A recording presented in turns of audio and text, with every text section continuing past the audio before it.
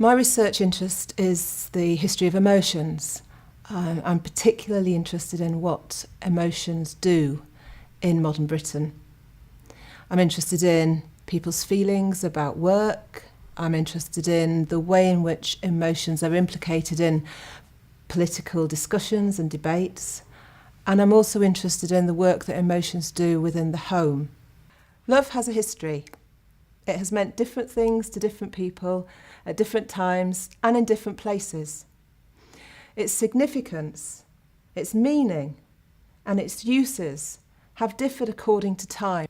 I think we often focus on the dangers of love, or the weaknesses of love, the challenges that it poses to ways of being. So the dangers of the exclusivity of love, what happens when you invest everything in one person, the ways in which that kind of investment can undermine individual autonomy.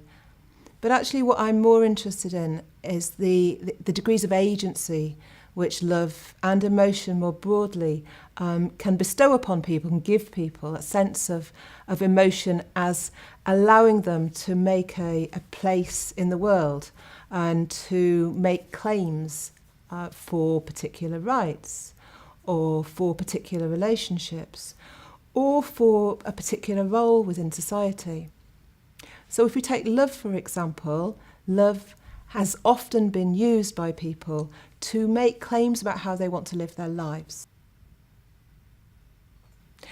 If we think about sexuality, for example, the claim to be authentically in love has formed the basis for campaigns around civil partnerships and then around gay marriage. The idea that love and the ability to experience love and to plan your life around love is almost a fundamental human right, which the state should support. In other ways, love is used as a way of making claims in the world.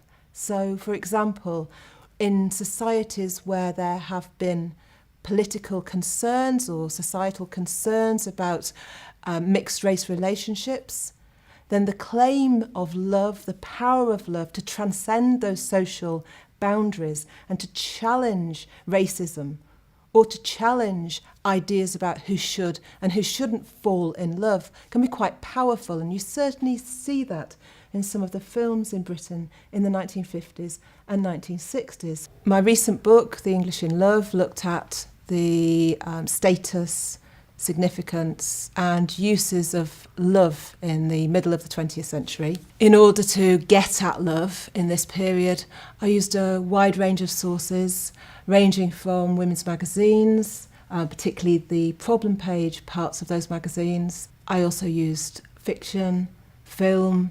I used contact magazines, so-called Lonely Hearts columns in newspapers, but also specialist publications that bachelors and spinsters would submit their own requests to.